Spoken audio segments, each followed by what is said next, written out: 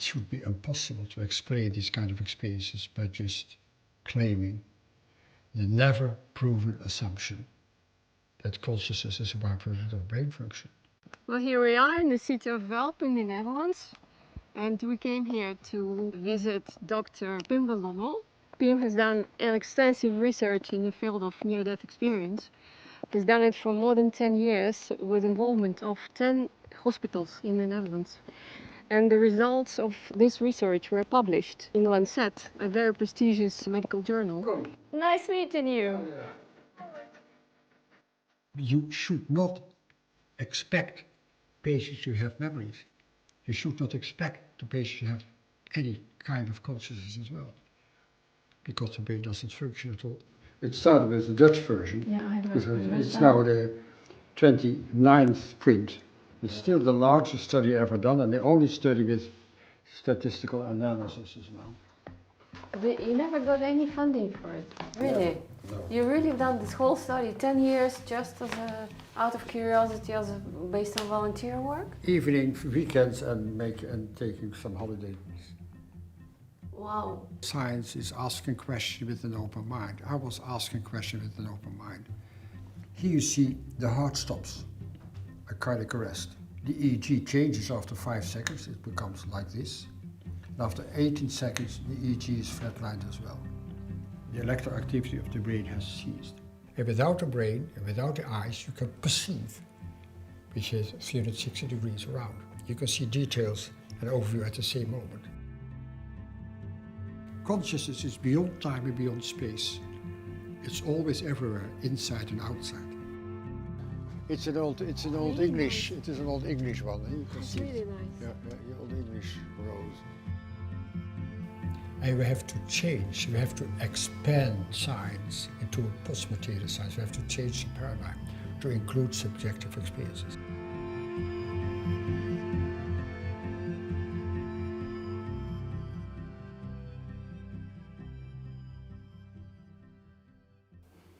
Dr. Pim van Lommel, thank you very much for receiving us in your wonderful house. You're welcome. You are a former cardiologist, and for more than 10 years you are doing extensive ND research with the involvement of 10 hospitals in the Netherlands. And the results have been published in Lancet, a prestigious medical journal that explores the latest high-quality research. You have also written a book, Consciousness Beyond Life, translated into 11 languages. More than 400,000 copies have been sold worldwide. You're considered one of the leading authorities in the field of scientific research on NDE, and we hope that you can help us answer the following question. Is consciousness an epiphenomenon of brain activity, as many neuroscientists claim it to be? Or in other words, is consciousness a byproduct of brain activity? The answer is short. No. Thank you. The end of interview. No. But we want to start with maybe give us a bit of sense. How did you get involved in the research, and why actually? Because many doctors, even today, dismiss of it. They say it's either hallucination or it's some weird religious experience. So why you, trained as cardiologist in materialist paradigm, got involved in the first place? Yeah. Well, I was, as a young doctor, a materialist cardiologist. And when I started to work in a coronary care unit in 1969 as a young rotating intern, I was working in one of the first coronary care units in the Netherlands. Before 1967, all patients died of cardiac arrest. So modern CPR techniques like defibrillation and external chest compression became available in 68, 69. So we had a patient on the new coronary care unit, about 44 years old, I think, and he had a cardiac arrest because of a myocardial infarction. And we started to resuscitate him, and we had several shocks on him, and after about 4 minutes he regained consciousness. We were very happy as a resuscitating. It was all new. I was the doctor in charge. It was all new for us. But the patient came back, and the patient was extremely disappointed and told me about a tunnel and a light and music and beautiful landscape. I'll never forget I've forgotten this event, but I never did anything with it. I was a young doctor starting my specialization at a young family, a family with young children. So only in 1986, I read a book by George Ritchie, Return from Tomorrow, where he describes his very deep near-death experience as a medical student in 1943. He died of a double pneumonia, and there were no antibiotics available for this medical student, so he died. And his body was covered with a sheet. And the nurse was so upset that this young medical student had died that he was able to persuade the doctor to give him an injection of adrenaline right into his heart, which was quite uncommon in the time. But after 9 minutes of death, he came back. Had a problem to find his body back because it was covered with a sheet, but he has his hand out under the sheet where he saw his fraternity ring. He said, well, that must be me. Anyway, but he had a very impressive near-death experience. All the aspects we know now, he had also in dark regions as well. Out-of-body experience in a place hundreds of miles where this happened, and he later went there to see if it really was the place where he had been. He had been there as well during the period of death.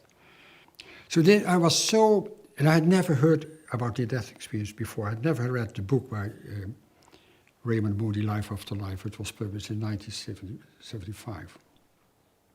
But from reading that book, I started to ask patients when they had survived a cardiac arrest if they could remember something from the period of unconsciousness, from the period of cardiac arrest.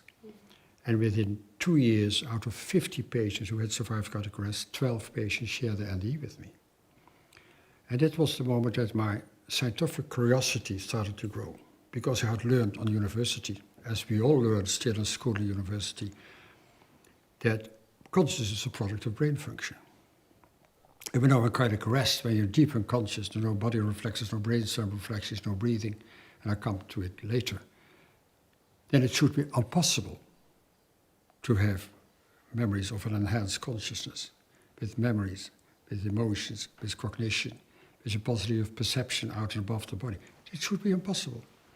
There had been just retrospective studies, and people thought it was side effect of drugs, hallucinations, side effect of neurotransmitters, dreams, trying to be interested, etc. So there were not real scientific explanations at all. And that's why we started a prospective study in Holland on survivors of cardiac arrest. When was it the moment that you really went from being convinced that consciousness is a byproduct of brain activity to somebody who's saying, no, that's not the case? Was it a specific moment? It took years. Years? It took years. So we did a prospective study of 4 years, where we interviewed 344 consecutive survivors of cardiac arrest in 10 Dutch hospitals. So I spoke to a lot of patients as well. But besides that, I spoke to other patients and near-death experience as well. And we had a longitudinal study which taped interviews 2 years and 8 years with all late survivors of cardiac arrest who had an NDE, with a matched control group of patients who survived cardiac arrest without an NDE, with a matched control with the same age, the same gender, and the same time interval. And it was about the transformation. People have a transformation, but they have an NDE. And we didn't know if the transformation is due to the cardiac arrest or due to the near-death experience. That had never been studied in a prospective design before. So I've met many, many people. And during the course of years, I rather became convinced, also by reading articles and books, etc., that it should be impossible to explain these kind of experiences by just claiming the never proven assumption that consciousness is a byproduct of brain function. It's still a never proven hypothesis, but everybody believes it's true. It has never been proven. And I prepared for myself a list of possible explanations from point of view of the mainstream science. So if we just explore that. If I go through the list, no, tell me what yes or no. Is it maybe an explanation after all? I can start with the results of our prospective study. So we wanted to know if there could be an explanation for the cause of a near-death experience. And we compared the 18% of patients with a near-death experience and the 82% of patients with a cardiac arrest who had no memories at all. Then we, first of all, we were looking for lack of oxygen in the brain, anoxia. So that lack of oxygen could be an explanation people have been saying before. But there was no difference at all. If you had a cardiac arrest of 3 minutes or 8 minutes, didn't matter at all. If you have been unconscious for 5 minutes or 3 weeks in coma, didn't matter at all. If you have a short cardiac arrest, an induced cardiac arrest in electrophysiological studies in the cath lab, didn't matter at all. They were always resuscitated within 30 minutes. A complicated CPR with a lot of medication didn't matter at all. All patients in our study had been unconscious because of lack of oxygen in the brain. Just 80% reported near-death experience. And there was no difference at all in the severity of anoxia at all between the two groups. So we could exclude anoxia of the brain as an explanation for the cause of near-death experience. Then you had the psychological explanation, fear of death. We could exclude it. Because mostly people who have a cardiac arrest don't know that they will have a cardiac arrest, so they don't have fear at all. You have fear because you have a myocardial infarction. But also the study of Bruce Grayson, where you interviewed him later, he said, what happens there? All doctors and nurses are around me, but why are they here? So they don't know about a cardiac arrest. Then they give a medication. There was no difference at all between the given medication with and without a near-death experience. Pre-knowledge that you know that these experiences are possible. No difference at all. Religion, Christian, Muslim, atheist, didn't matter at all. Gender didn't matter at all. Education didn't matter at all. Age did matter. When the group who were younger had more near-death experiences. So the age may play a role. And women had more elements they reported, they had deeper NDEs. But to have an explanation for the cause of the near-death experience, we could exclude all the existing theories. And then you have the problem, near-death experience is a subjective experience. So how can you prove a subjective experience? That's why we did the longitudinal study about the transformation. And we saw that the main transformation is no fear of death anymore. A new insight what is important in life. This is empathy, compassion, and love, first towards yourself. Accept your own negative aspects. Accept, have empathy, compassion towards others and towards nature, because they are connected with everybody else still. That's why they call it also an experience of oneness. So it's a kind of life insight experience, the near-death experience. And the third aspect is enhanced intuitive sensitivity. That they know what other people think and other people feel. They know about future events. They know when someone will die. They know when his mother died last week. They know someone will have cancer. You cannot know it, but they will know it because of enhanced intuitive sensitivity, which is quite a problem because they don't know it and they don't want to have this. And what we found out that just only the patient with a near-death experience had this classical transformation, which is the objective proof for the subjective experience. Because you can prove with the questionnaires that really the transformation happened. So it's the objective proof of subjective experience. And you can link the transformation directly to ND, not to meditation or use of psychedelics or any other... No, it was just the group of patients we had a cardiac arrest. It was the only group we interviewed. You know, it amazes me because, as I said, I made a list for myself, right? So possible causes from point of view of mainstream science: hallucination, number one, release of neurochemicals. Number Perhaps two, about hallucination. yeah. You need a functioning brain to have an hallucination. The brain doesn't function at all during cardiac arrest, so you can exclude hallucination. Yeah, but then people say, hey, okay, but you know, cells remain viable for hours, not for minutes, what people think. And that's why consciousness lingers longer there. So linking therefore consciousness to matter, to the body, right? So there are various arguments, but... Shall I answer this? Yes, go ahead, please. Well, one living cell or surviving cell doesn't explain consciousness at all. To experience waking consciousness, so that's how we sit here, you need a functioning system of exchange of information and energy between all cortical neural centers, which is the global neural workspace. That's what you need according to modern neuroscience to experience consciousness.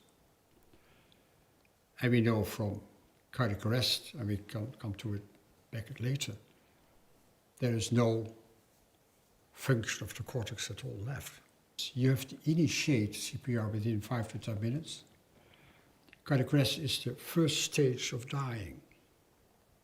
And when you don't initiate CPR, when you don't defibrillate ventricular fibrillation, people will die because of irreversible damage to the brain. And we know from other studies that there could be some cells living, especially glial cells, living hours after cardiac arrest. But it does not explain at all the possibility of consciousness, because you need a functional global workspace for it. And perhaps it's now the moment also to explain what we know from the brain function during cardiac arrest, because that's a very important aspect. We have also been done studies for induced cardiac arrest, the patient who have an ICD, an internal defibrillator. And in the first years we did threshold testing. That means people get the ICD and then you induce cardiac arrest to find a good threshold to resuscitate it. Mm-hmm. Nowadays it's different. But they did this kind of studies, induced cardiac arrest in ICD patient with an EEG. They also did studies with an induced cardiac arrest in animals. And what you see, but it's the same what we see in cardiac arrest in patients on the cardiac ward and the coronary care unit, you lose consciousness within seconds. There are no body reflexes anymore, which is a function of the cortex. There are no brainstem reflexes anymore, the gag reflex, you put a finger in someone's throat.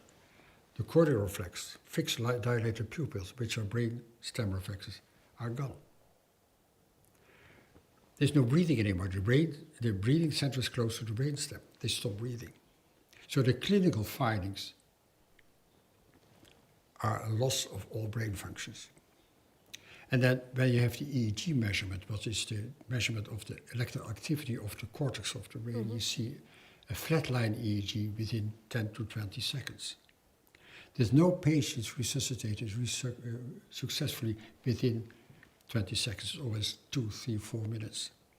And we also know that people who have a cardiac arrest outside the hospital, then the mortality is more than 90%, because you're not within 5 to 10 minutes you have adequate CPR.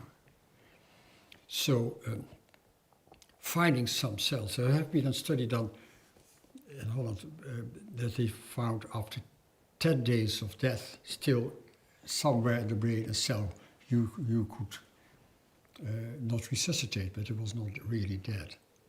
But it doesn't say anything about consciousness at all. They could grow a stem cell out of it, something like that. That's what I heard, yeah. Cells are different. And neurons are very receptive for oxygen deprivation. When you have a muscle, you can want the blood to flow to your arm for 30 seconds. It doesn't matter. When you throw it up, muscle cells are still there. And also the cells of the heart can survive minutes to perhaps an hour or more. Not all cells will die, but the brain cells are very suspected for deprivation of oxygen. But you know, some doctors now claim that with new research, they will be able to resuscitate people and bring them back completely hours after the clinical death. Do you believe in that? No, I don't believe in it. What we do now, when people have an out-of-hospital arrest and they come in coma in the hospital, you put hypothermia of the brain or even of the body, you put in kind of artificial circulation with cold blood, try to prevent irreversible damage to the brain. But I don't know how many patients are coming back full, with a full consciousness, with a full functioning body. I doubt it. We know that people will drown in a cold sea in cold water or have cardiac arrest in the snow, they can survive longer because cells will not have an irreversible death damage because of the cold temperature. But again, a survival of some cells is not the same as a fully functioning brain which you need to have the awakened consciousness. There is one more argument I heard, and I'm wondering about your opinion about this.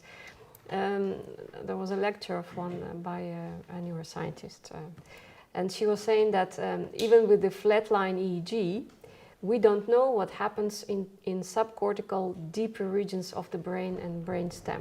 Right. Well, that's what we. What do you think? We also had the induced cardiac arrest in animals, and they did brainstem stimulation. There was no stimulation possible at all, which means that the brainstem didn't function anymore also in animals. You cannot do it in humans.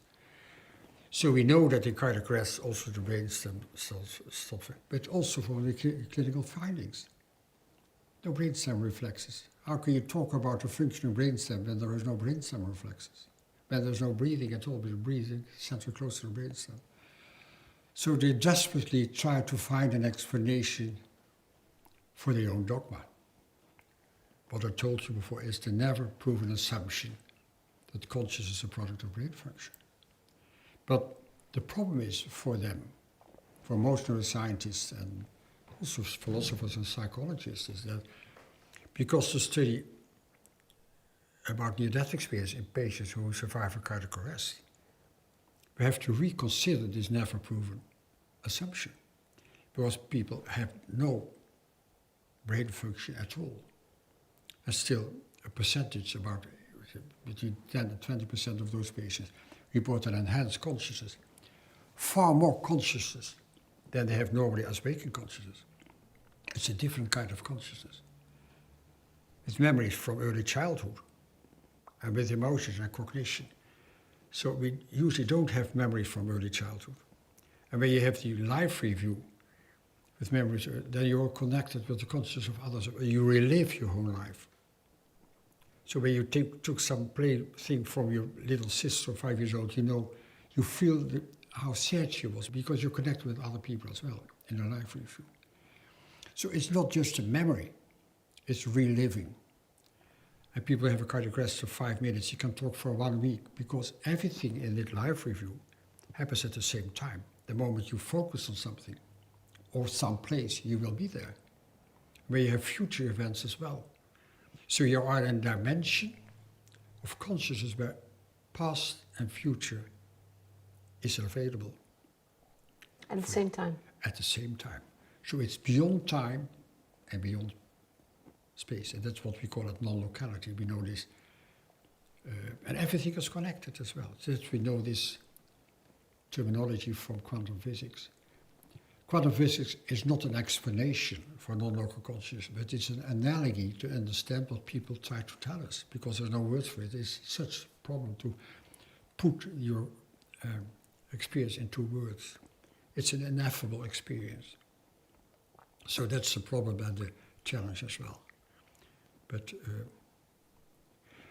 when you hear about the kind of consciousness, you have the enhanced consciousness in the moment that the brain doesn't function at all, it's the paradoxical occurrence of enhanced consciousness that does not fit in the dogma that consciousness is a product. You should not expect patients to have memories. You should not expect the patient to have any kind of consciousness as well, because the brain doesn't function at all, or hardly function at all, and it's still the same. You know, my biggest difficulty with the mainstream explanation so far for ND in science is, how do you explain the fact that some people, not everybody, some people who allegedly when they come back, they tell the story of everything that they heard and saw happening in the room while they were resuscitated. Exactly. So how is that possible? If it's a hallucination, how is it possible that people heard and saw things happening while they were brain dead or clinical? Brain death, it's clinical death. Yeah, clinical death. Clinical death. Yeah, it's not a period brain, of unconsciousness because of lack of circulation and breathing. Yeah. That's a clinical. And you have to resuscitate, start CPR within 5 to 10 minutes, other people will die. And what you ask about is the out-of-body experience. And the out-of-body experience is when you have this cardiac arrest, people can have the possibility to have perception out and above the lifeless body, from a position from the ceiling. And they see people, doctors, nurses, with CPR, and then they see a body, and they, oh, that's my body. They don't feel connected with it. They can see from above how this resuscitation room looks alike. Blind people can have perception during an NDE. Even blind people from birth in the 50s, from the last century, babies who were born after, let's say, 30 weeks, got 100% oxygen. And they all got blind because an atrophy of the eyeball and the nervus opticus. You don't have pictures when you dream, when you're born blind. And it was the first time in the NDE that patients, I described it in my book as well, also a book written by Ken Ring, Mindsight, that the first time they saw a body with hair, and then they said that must be because I recognize a ring, but then they went through the ceiling of the hospital, and for the first time they saw trees and light, and it's not seeing with your eyes, but it's perceiving by your mind. I know someone who had a very strong glasses. Without glasses she couldn't see anything, and then during the cardiac arrest she could see everything, and then she saw her glasses beside the bed. And without the glasses, you couldn't see anything, just some misty, foggy side. So it's when you have an out-of-body experience, you have a perception beyond your body. At the moment, your brain doesn't function at all. But you cannot explain it when you say, or try to convince someone else that it is a product of brain function. The other thing is, who is seeing? When you are looking around by your eyes, then electromagnetic information waves come into your eye and into your retina. Then electromagnetic information goes through your optical nerve to your occipital lobe. And there is another electromagnetic activity. But who is seeing? It's not your brain, it's not your eye. It's your consciousness, who uses the brain and the eye as instrument to see. And without the brain and without the eyes, you can perceive, which is 360 degrees around. You can see details and overview at the same moment. You see it from a position out and above your body. You can this not explain by stating that consciousness is part of brain function.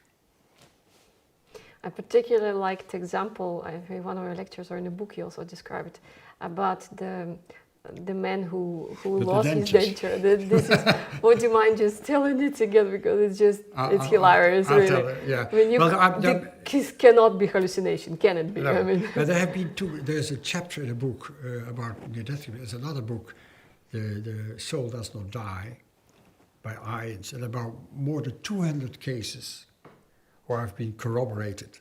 This veridical perception have been corroborated by doctors, nurses, family members about the content and the time of this out-of-body experience. So it's conclusive that it has been, at the moment, there was no brain function, there was no heartbeat. But this patient, what we're talking about, was about 40 years old man who was found in a meadow, unconscious, by some people passed by, and they started to do some simple chest compression, and they called for an ambulance. And when he was brought into a hospital, cardiac ward, it was about more than 30 minutes later. They had been in the ambulance trying to do some resuscitation, defibrillation didn't succeed at all. When he came into hospital, his body was cold, was blue, like just a dead body. No breathing, no circulation. Widened pupils didn't react to light. So the nurse who saw him first tried to give him extra oxygen by intubation, to give him a tube to give him more oxygen in the lungs. And then he found out that he had still dentures in the mouth, so he took out the dentures, upper dentures, put it somewhere on the crash cart. They needed 1.5 hours before he had blood pressure and circulation again. It's a long time, but he was young, so they went on. But he was still in artificial respiration, he was intubated, he was in deep coma. So he was transported to an intensive care unit to continue artificial respiration for 1 week. He was 1 week in coma. Then he came back after 1 week on the cardiac ward, and he was just on the cardiac ward. A nurse came in for medication, and he saw the nurse and said, "You know where my dentures are." And the nurse was flabbergasted. He said, "Well, you know where you were there when I was coming to the hospital. You took out my dentures, you put it on a car with all those bottles on it, and I was sliding underneath. And there you put my teeth." And you could describe the resuscitation room where he came in coma, and he left in coma. He could exactly describe the resuscitation room from a position out and above his body. He could see his body. He could recognize the nurse and doctors who had been busy with his CPR. So it shouldn't be possible at all. That's what. And there are more cases like this. Yeah, there are more cases like this. But this is really in your practice, right? Yeah, It's not. It's not a book that you read or in the. I know this, once, but in the early 90s there was, I think it was ABC, NBC, or I don't know which company from television company from the US. They interviewed the nurse as well, but he doesn't want to be interviewed anymore. But sure. I can imagine. But in the book, the soul does not die. It's also extensively written about this case. I mean, it's just mind-boggling, right? And after that, you go and say, no, consciousness is a byproduct of a brain function. Well, the problem is, for most neuroscientists, they're frightened. Frightened? They're frightened to lose the worldview. They're frightened that what they have been telling, what they have been studying, should be wrong.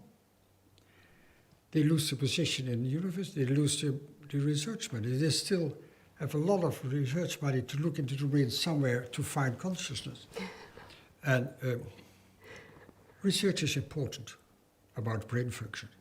We're not for looking for consciousness in the brain, but you will never find consciousness in the brain anymore.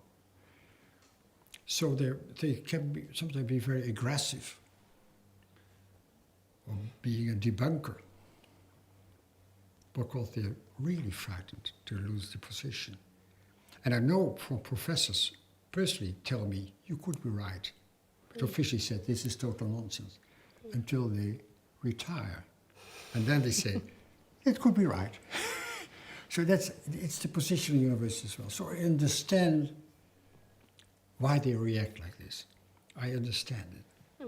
It's fear. When you started your research, vast majority, still is, but then it was 90%, I would say, if not more, wouldn't touch this topic with a 5-meter pole, because it would ruin their career, it would ruin their, jobs, opportunities, family, maybe friends, circles. How was it for you? Science is asking questions with an open mind. I was asking questions with an open mind. And it took some time to accept that I was wrong in the dogma I've learned on university. But I was not interested at all in opinion of others.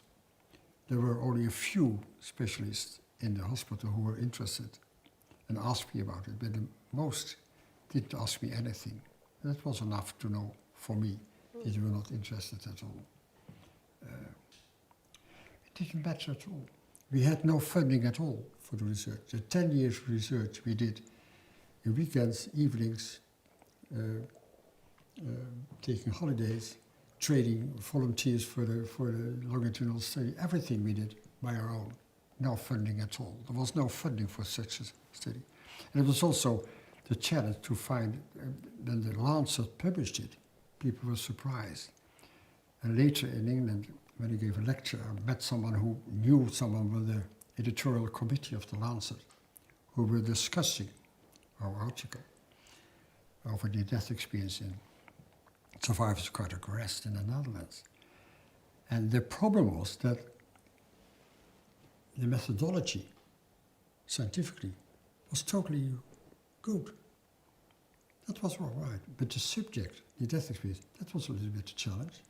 So there had been a long discussion, and they said, well, we have to publish it because the methodology is right. It's empirical science. But still people were surprised that it was published. It was a worldwide story. It was on the front page of all papers. I just came from India, and the Indian Times had it in the airplane.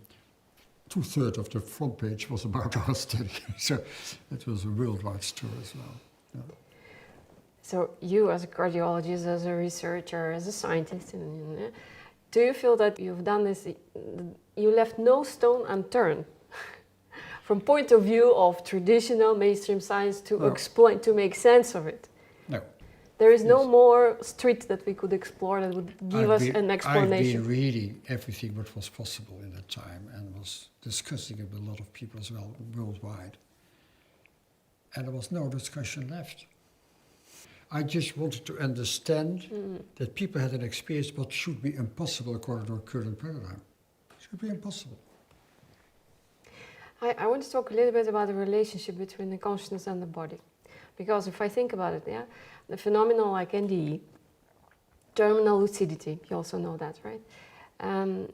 And for example, donor personality transfer, another topic which is also interesting. They sort of point in the direction that consciousness is sort of independent of the functioning of the brain, right? So it points in that direction. Now, at the same time, we know that brain trauma produces either loss of cognitive abilities or savant abilities, and it sort of hints to some sort of an imprint or connection between consciousness and body. So it's a bit of a paradox, right? On one hand, we say consciousness functions outside of the brain.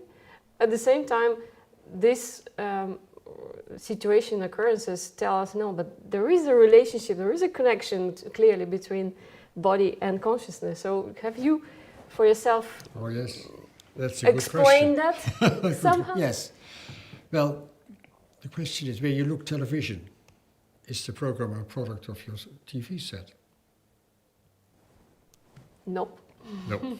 Where you have your computer and you go to internet, to the iCloud with 1 billion websites or 1 billion YouTube films, and you put some code in it, you receive a website or a YouTube film. Is it a product of your computer? No. So the computer or the TV set of your telephone, there are, at this very moment now there are 1 billion websites going through us, through the walls, and 300,000 telephone calls are going through us. It's electromagnetic informational waves. But you need a functional instrument to receive it. And it's the same with consciousness. Consciousness is beyond time and beyond space. It's always everywhere, inside and outside. But you receive it when you have a functioning brain, and the brain has a facilitating function and not a producing function to experience consciousness. It is also a kind of filter. There's a lot of information, but it filters it also a bit. As a transceiver, it transmits information from your body, your senses to your consciousness, and you receive information from your consciousness into your body. So your brain is an instrument where you TV set is damaged, your program will not be fair or will you get lost. Where you have brain damage, the function of the brain is damaged, so your waking consciousness will be damaged. Where you have Alzheimer, your waking consciousness is damaged, but your real non-local consciousness cannot be damaged at all, because it's always there, in another dimension, without time, without space. So what you see, there is a connection between the function of the brain and consciousness. Where's your consciousness when you are asleep? There's always consciousness, but you don't receive it because your brain is in a kind of mode that you don't receive it. When you have general anesthesia, there's still activity in the brain, but you don't receive consciousness. When you're asleep, the deep sleep has a lot of activity in the brain, but you don't receive waking consciousness. So you need a good functioning instrument to receive waking consciousness. And you have a lot of examples where this you could prove. Let's say you mentioned some, but I will mention more. The end-of-life experience, when people are dying. Then they can have periods of enhanced consciousness that see deceased relatives, the deceased parents or partner. They see light, they see a landscape, they feel love or whatever. The difference within the NDE is that they are in the two dimensions at the same time, so they can discuss what they've seen. But usually in hospices and hospitals it is seen as hallucination of terminal problems or by side effects of drugs. But have been studied done in Switzerland by a lady who went each day to all patients and were listening, making music, listening. And then she said more than 90% of dying patients have end-of-life experiences. So they are already a little bit out and then we're back in the body. And what you said, terminal lucidity, especially in patients with Alzheimer's disease, where you know how a brain looks like when you die from Alzheimer's. There's just some stuff left, but no brain. And there have been a lot of examples of patients with terminal lucidity, people who recognize the children for years, or even in coma, or don't speak for days or weeks. At once, they sit up in bed, look at the children, call them by name, say thank you, and die, which is impossible. But maybe you know how the brain functions in the end stage of Alzheimer's disease. They have this conscious experience around the deathbed. That means when people die on a distance. When you're at home and at 4 o'clock you awake and think of your father and said, oh, I miss my father. And then the next morning you get a telephone call that your father died at that very moment. Perimortal experience. And sometimes you really are taken by them, or you see them as a being of light, or they show them their death experience as well. Then you have the shared death experience, what is that when you are at the deathbed of a loved one, there's sometimes the room changes, but you see a lot of light. If you see a light bulb going out of the body, out of the head, but you don't see it, you perceive it. You don't see it with the eyes, not everybody will perceive it. And sometimes they're taken with the death experience of the loved one. So you go through a tunnel to the light, sometimes see really even a life review of deceased relatives. And then you're back on the body, on the bed of the just died loved one there. So you're a normal person who is taken as a matter of, out of love for the people who is dying, to show them, they show you the death experience. And then the next thing is the after-death communication. That you are in contact with the conscious of deceased relatives in the first days, weeks or months after the death of a loved one. In the Netherlands, about 2 million people have after-death communication. In Europe, 125 million people. In the US, 100 million. But usually people don't talk about it. They said they had a dream, because usually it happens in sleep. Because when you sleep, the threshold of consciousness is lower. So people who have died can easily contact you because they make the decision to contact you. But it's not a sleep, not a dream, because they remember it always. It's life-changing. They can see them, feel them, touch them, smell them, have communication with them. It's different. But then you know that the consciousness of a deceased loved one is still there, somewhere. So consciousness, when you have contact with the consciousness of a deceased loved one, consciousness cannot be a product of brain function.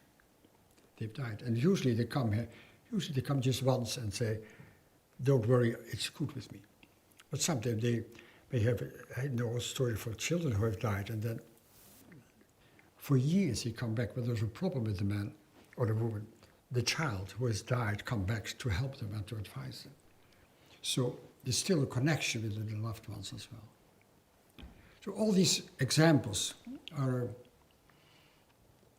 let's say, hard to explain by consciousness being a product of brain function. I would say impossible. I'm always a little question. Yeah.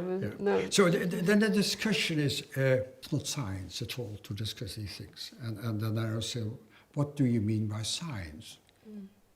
I told you before, for me, the definition of science is asking a question with an open mind. But people who talk about science, they talk about materialist science. And the materialist science, that is true what you can objectify, what you can measure, what you can duplicate, or what you can falsify. Then it is true. Now what you feel and what you think, your consciousness, you cannot objectify, you cannot duplicate, you cannot measure, and you cannot falsify. This consciousness, the essence of who you are, what you feel, what you think, is beyond our current materialist science. So they call it an illusion. But it is the essence of who we are. And we have to change, we have to expand science into a post-material science. We have to change the paradigm to include subjective experiences. Material science has done a lot of good, but it's not enough for subjective experience. So we have to expand science to a post-materialist science. You say the primary, let's say, or the key change that needs to occur is that science should include subjective experiences into the scientific method. And do you think that perhaps we then are running a risk of losing science altogether, because we are opening a sort of a Pandora box, right? Because currently science it's about objectivity, it's about reproducibility, and you know, the scientific method worked well for us. That's what any science would tell. That's why we achieved what we achieved. We are just not sharing opinions. The moment we include subjective, it becomes my opinion versus your opinion. So we'll destroy something which worked for decades for humanity. What would you say to that? It's not instead of material science, but it's expanding science. So the materialist aspect of science is still important, but it's not enough.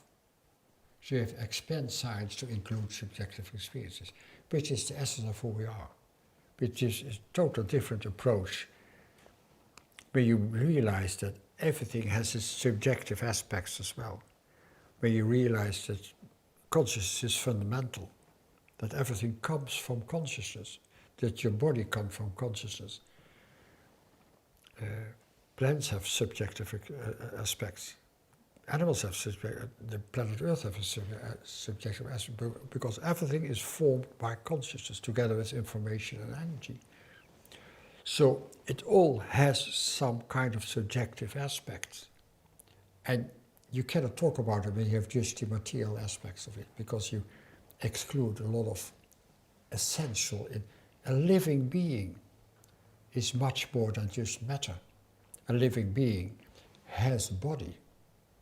But a living being is conscious as well, especially human beings, but also animals, plants, and whatever.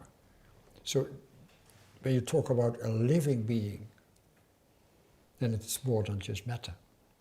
So you have to include consciousness, subjective aspects, to understand living beings.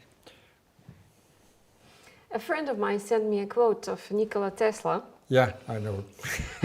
The day science begins to study non-physical phenomena, it will make more progress in 1 decade than in all the previous centuries of its existence. Would you agree to that? What could the science that really invests in studying the local consciousness lead to, in your view? I would totally agree with him, with this quote. I think it's very important. The only thing I'm not that positive, let's say quantum physics came in the 1910, and then it took about 70 years to be accepted worldwide, because it was a new paradigm. And I think the paradigm of consciousness being a non-materialist aspect will take time to get accepted. And Max Planck has said, founder of quantum physics, has said, a new idea will not be easily accepted by convincing scientists, but you have to wait until they die. And the new generation will grow up and think it's totally easy to understand. And the younger generation, which I mean is much more open for the new approach of science, the new approach of consciousness, than the older generation. They're still in their dogma. What I would like to call willful ignorance. Prefer not to know. Prefer not to know. And it's also a lot of prejudice. And it's also the same as neuroscience. It's a lot of prejudice and willful ignorance. Because if it could be true, the other theory, your worldview will collapse. And that's frightening, isn't it?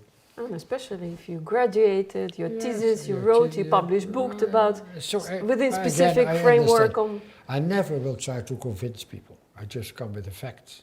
And they have to think about it. And when they don't want to accept it, it's their problem. It's not my problem. We play our role, right? And we hope that somehow the impact is there for other people to receive. If they want to know about it. And that's where it starts. And the younger population is much better for it. But I think ND becoming less of a taboo already, in my feeling. Oh, yes. If you look back a couple of, 10 years or so, I mean, to begin with, ND is a fairly recent term, right? It was coined in 1975 or something. Yes, and I'm we studying it in 86, so I'm doing it now for 37 years. 30, yeah. So, and I but think it's more accepted also among doctors, I think. The most important aspect of near-death experience is the study prospectives in survivors of cardiac arrest, because then we know that the consciousness can be a product of brain function, because the brain doesn't function at all. But there are a lot of other circumstances that near-death experience can occur. Let's say critical medical situation like lots of blood in complicated childbirth, coma by traffic accident of cerebrovascular problems, near drowning with children. But you can also have this kind of enhanced conscious experience in meditation, in isolation, shipwrecks, astronauts. You can have severe depression. Just walking in nature can have the same experiences. End-of-life experience, what I told you. Fear-death experiences, when you have an impending traffic accident, when you see on a two-road, there's a car passing the other car, and you say, well, this will be the end of mountaineering accidents. Then you get an out-of-body experience and have a life review, etc., and then it went just well. So fear-death you can have as well. So not always you have to have a critical medical situation to have this kind of experience of enhanced consciousness. But for a scientific aspect, it is important to study the patient with the near-death experience and cardiac arrest. I like your quote from Dege Gamerskill. Yeah. Our ideas about death define how we live our life. Yeah. And for me, it's definitely true, because many years ago I watched a documentary with Dr. Eben Alexander, and my life was on a completely different trajectory. And after I watched that, I was like, wow, and you don't think about your next career move or bigger car or bigger house. You start, what is this life all about? It's not about the toys, right, in life. It must be something bigger to this picture. But what needs to happen for real change occurring in the hearts and minds of people, not only scientists, but in general, to do this paradigm shift most people from still, consumerism, from materialism? Most people still believe that death is the end of who we are. People, there's nothing left. We have this idea that you live as this world, this life will be everything. Then it's about power, about money, about a big car, about a young body, about a lot of clothes, about whatever. Just external factors. They don't think about the future of our planet, because they will be gone. So when you know that there is a continuity of consciousness after the death of the body, that consciousness has always been there before birth and after death, that consciousness is the essence of who we are, that everything what we perceive is a product of our consciousness. What we call reality is a subjective reality based on the state of consciousness we have. Where you're in love, the world is beautiful. Where you're depressed, the world is awful. It's the same world. So it's a subjective aspect of your how you experience it. So it starts with consciousness. So you have to change your consciousness to change the world. But you cannot change someone else. You cannot change the world. You cannot change yourself. That is when you realize that the essence of who you are is still important to change things. It has an eternal aspect. It's all about love. Everything is connected. What you do to others will come to you back. Positive things and negative things will come back to you, because everything is connected. How you treat other people will come back to you. How you treat animals and plants and nature will come back to you as well. So when you change the way you treat others, it will be better for the world as a whole. How did it impact your life? Your life? Well, Was it's it changed, gradual change, or Yeah, are you gradual just like change. one day you woke up and say, that's it, I understand? No, it's a that, gradual or- change. Gradual change, yeah. My wife is very open as well. She started with physiotherapy, but she did Tai Chi and Qigong, and she had acupressure, and then she did yoga. The practice was on the attic. We have a huge attic, sort of 10 patients could be there as well for her. She knows a lot about anthroposophy, Rudolf Steiner, but we've been in Tibet, we've read a lot about Tibetan Buddhism, the Vedas, the Upanishads, Gnostic Christianity, whatever. I started to read the Bible. I'd never read the Bible as a child. I had not a religion education at all. So it changed a lot. So my wife is a strict vegetarian. At home you're vegetarian. In a restaurant, sometimes a year I eat some fish. But we're just vegetarian. We're eating biological dynamic food based on anthroposophy. We have a center each Saturday, about 15 families come for the vegetables. We have a former biological dynamic farm close by here. It brings vegetables for about 15 families. We do it already for 25 years. We love the garden. We love nature. We always try to be there in nature each time, walking. We have silence in the house, always silence. Just when we want to listen to music, we do it, but mostly it's just silence. I work in silence, I think in silence, I read in silence. So that's the way we live now. A lot outside, a lot of nature. In the morning we hear the birds. And I might never be able to live in a city as well. Sounds great, actually. But so we feel privileged. Yes. We're grateful. We have 2 children and they're wonderful. We have 5 grandchildren, they're doing wonderful. So we're just grateful each day again. We live by day and day. Pim, what is the most important insight you could share with people from your life, from your research, from your own learnings? I think the most important thing to realize that everything it's about love. Love towards yourself, love towards others, love towards the planet, love towards animals, and because we're connected. We're always connected here in this life, and we'll be connected when we die as well. We will always connected. In a non-local conscious realm, we are always connected as well. So the way you live changes everything. So try to change the way you live. And it is also by changing your consciousness. It's about love, interconnectedness, empathy, compassion. Nature. And how do you yourself see death? What is death then, in your view? I don't think I'm afraid of death. Perhaps people with ND are 100% no fear. I think I have 98% no fear at all. I'm just curious. I'm just curious to know. That's it. Wonderful. That's the motto of your life, right? I'm just curious about NG. I'm just kidding. Yes. I think it's a great attitude to life, I think. It's fantastic. Enjoy each day. Exactly. Tomorrow I can be dead.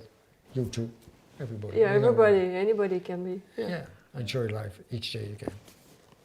Great. And be